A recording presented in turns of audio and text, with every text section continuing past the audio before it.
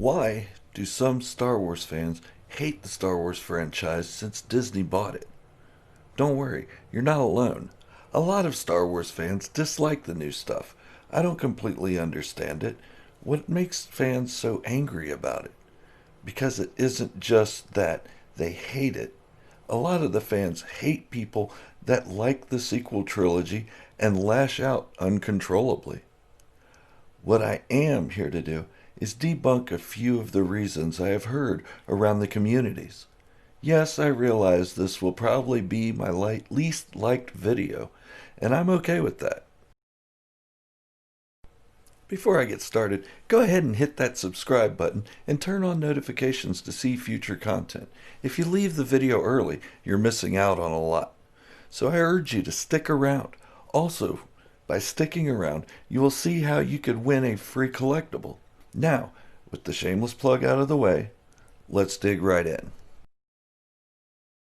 From calling fans names and bullying them to bullying the actors of the newest trilogy in the Star Wars saga off social media, the fandom is at an all-time low, saying things like, "You ruined my childhood." And that's the nicest things these fans are saying. We also have YouTubers keeping that negativity front and center. Some YouTubers even loved The Last Jedi when it was released, but they saw the cash cow in the negativity and quickly changed their stance. You know who I'm talking about. But if that's your thing, you do you, boo. I don't hate. I don't want to get too much into the drama side because I do understand everyone has a right to feel how they wish. So I will stick with some of the things haters claim they hate. 1. Rey is untrained and shouldn't be as powerful as she is. The Mary Sue logic. 2. Luke never would have acted like that in the original trilogy nor Legends. 3. Emperor Palpatine's return took away from Anakin's redemption. This one's my favorite. 4. The new powers of healing are from out of nowhere. Jumping right into the first one, the Rey is a Mary Sue theory, or line of thinking. When we first see Rey, she is scaling the inside of the wreckage of a Star Destroyer on Jakku. She isn't doing it the way you or I would. I probably would be crawling on my belly because heights really do not agree with my stomach anymore. When I was younger, they did though. Rey is 19 years old and looks to be handling the obstacles very well, like she's done it before. Maybe she's done it a few hundred times just to get a quarter portion to survive on. In the 14 or so years she's been on Jakku, yeah, I'm speculating, but seems fairly close. Maybe someone showed her the ropes, so to speak. Maybe someone taught her what the important parts were and how to glide through the ship to get them. Okay, so she gets the parts and heads to Unkar Plutz, or however you say his name, salvage yard. A couple locals eye BB-8 and want to turn him in for 60 portions. Rey beats the thugs with ease. Maybe in the 14 years she's been on Jakku, she had to defend herself a time or two. Maybe she had to defend herself a few dozen times. Maybe even someone showed her how to defend herself. Not to mention, she is a Force-sensitive offspring of the most powerful Sith to date. Jakku looks to be a rough neighborhood. Why are these things not plausible? Oh, I know. It's because she beat Kylo Ren in their first encounter when she had never wielded a lightsaber. Let's look at that from another angle. How many Force sensitives do you think Kylo actually fought? Sure, he trained with a few, but those would not have been fights to the death. How many real Jedi had Kylo Ren battled? I'll answer that for you. 0. Kylo Ren was as spoiled and entitled as the Star Wars fan base. He was used to everything being handed to him because of his lineage. So for Rey, who had probably been in a life or death fight or two, the lightsaber was just a replacement for her staff, and the Force awoke inside her, as the title suggests, as she stated it to Luke. There are 14 years of her life missing, and we don't know what combat or parkour training she has or hasn't had. But we know the training, or at least the idea of, that Kylo Ren went through, without a real adversary. Rey's power can also be attributed to being an offspring of a clone of Palpatine. He was immensely powerful with the Force. Why couldn't some of that carry over to her the same way it was strong in the Skywalker family? When Rey was first introduced, there was a Rey Palpatine theory that probably 75% backed and loved, until it actually happened. Rey is a female main character in Star Wars. George Lucas has often said he enjoyed putting strong women in Star Wars. I really don't see a problem with the gender of a character. Luke was whiny from the get-go. He didn't want to go with Obi-Wan in the beginning. In fact, he was poised to join the Imperial Academy until he saw a pretty face on a hologram. His sister's pretty face. Welcome to West Virginia. Let's also take into account that Luke had lost everything. He lost his academy, he lost his students, and he lost his nephew to the dark side. He learned from the past that the Jedi had a tendency to be arrogant to the point where everything was taken from them right out from under their noses. Obi-Wan. It's okay to think of him as going into hiding after losing everything. Obi-Wan defeated Darth Vader in their first fight. He defeated Darth Maul, and he defeated General Grievous, a real hero. EU aside, Luke defeated Darth Vader once, and now it's appalling that he went into hiding similar to the way Obi-Wan did after his defeat. But Obi-Wan was being hunted. This is true, but so was Luke. That was the whole plot of The Force Awakens. Also, how quick would any of us be to run to our sister after having a hand in turning her son to the dark side? Luke wouldn't have wanted to kill his nephew, but the dark side is strong in the Skywalker blood. I mean, they were created from it. Luke had a dark side moment, not unlike other dark side moments he had throughout the original trilogy. I'll leave a link to one of my Luke videos in the description below. But Luke nearly killed his father in a fit of rage, someone he was desperately trying to save. Rage, a dark side trait. Anger, suffering, revenge. Sorry, where was I? Also, Luke redeemed his actions from The Last Jedi in The Rise of Skywalker. Isn't Star Wars about fall and redemption? However, fans come back with, oh, they added that in to please the fans. No, Luke often saw the error of his ways and repented for it. What about Luke chucking his father's lightsaber over his shoulder? Yeet! He should have had more respect for it. Really? Think so?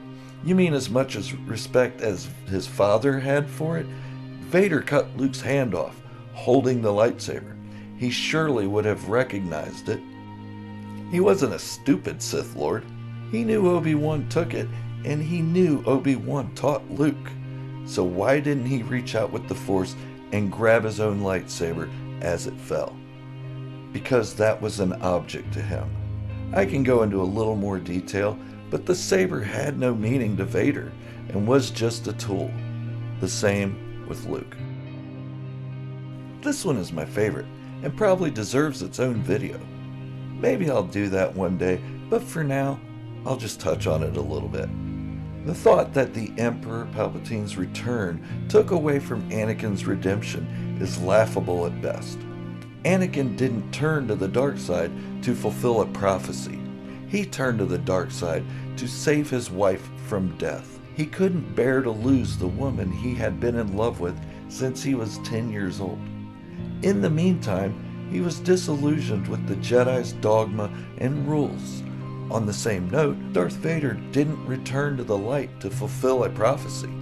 He didn't care to balance the Force. He didn't care to destroy the Sith. He turned back to the light to save his son, Luke. Period. The Rise of Skywalker did nothing to change that. The Emperor returned. It only made sense that he did. He was the villain to 2 generations of Skywalkers already. Why not a third? Again, I will leave a link in the description to why the Emperor's return made sense. The Emperor's demise on the Death Star at the hands of Vader was a means to an end. Anakin saving his son and ultimately redeeming himself. The Emperor returned just shows how much he learned from Plagueis and how powerful he really was. I do wish the Emperor would stop with the lightning fingers, though. It never worked out for him, other than his battle with Darth Maul in the Clone Wars. Force healing was first used by Rey and Ben Solo. That we have seen. There are thousands of generations of Jedi Knights before these two. Who knows if someone else had these abilities? We see scattered natural abilities throughout the Jedi. I don't really think this is the case for this power, though. Here are my thoughts. Death is a natural part of life. Rejoice for those around you who transform into the Force. Mourn them, do not. Miss them, do not. Attachment leads to jealousy. The shadow of greed, that is. Yoda had been brought up for 800 and something years with the Jedi. 800 and something years for masters to train Yoda to believe what he told Anakin. The dogma of the Jedi and their restrictions on attachments drove this belief. One, that it is a happy occasion to join the Force. So why would they develop a power to save the ones they loved? Well, they were forbidden to love, and they were forbidden to have attachments. A power such as this would have been seen as unnatural because the natural order is to let someone die and rejoice for them for doing so. In an extreme act of mercy, Rey saved Ben with her Force abilities. Why? How? Well, she didn't have the Jedi dogma to hold her back. Let me rephrase that. She had the ancient Jedi texts that would have clearly forbade it, but she didn't have the accountability factor. There was no Jedi Order anymore for her to be tried and executed as a heretic, nor risk expulsion. She felt something inside her, reached her hand out, and it worked. No one was there to tell her which powers she could and couldn't use. Where is the issue with that? Okay, I know those are only a few of the gripes, so I'll give the biggest gripe of all. Lazy writing on the part of Disney. I hear that one all the time. Or Disney wrote themselves into a corner. First of all, Disney doesn't write the Star Wars stories. Lucasfilm is still in charge of the stories and the continuities. Pablo Hidalgo. Ever heard of that guy? He's a huge part of the Star Wars story group at Lucasfilm, and has been in that position long before George Lucas sold the company to Disney. All stories must be approved by the story group at Lucasfilm. When the studio, Lucasfilm, approves an idea, it is given to Disney. Then Disney decides the budget, release date, promotional materials, etc. In a nutshell, stop saying Disney ruined your childhood. They don't write the stories. They front the money. The most money Star Wars has had to work with, by the way, ever. Kathleen Kennedy doesn't write the stories either.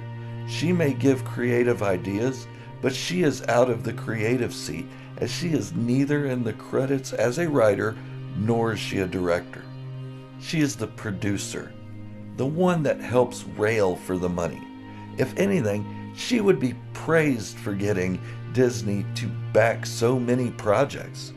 I know a lot of us wouldn't mind seeing Dave Filoni take over Lucasfilm, but Disney would still own it.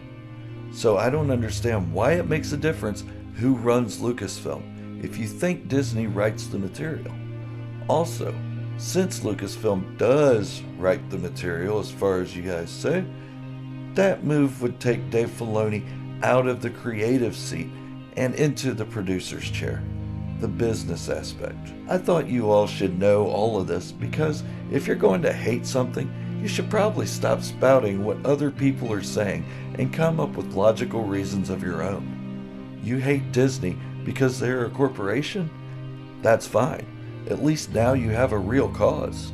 But there's no reason to hate on the new movies because of Disney just because they make money from it. And they front money for it. Wait, isn't that the same thing George Lucas did? In fact, didn't he make $4.05 billion from selling Star Wars? Just by selling it. How much did you think he made when he owned it? I'm sure he didn't do it all for free. I'd love to hear your thoughts, so leave a comment below. Let me know what you think about all this. I'm sure it's not going to be pretty. Anyways, I'm sorry for the rant. Well, no, I'm not. Not really. But thank you for listening. Don't forget to subscribe and hit the thumbs up, or if you hated it, hit the thumbs down. But once I reach the 1,000 subscriber mark, I will pick a subscriber at random to win this AT-AT pilot from Hasbro's Black Series. Good luck, and may the Force be with you, always.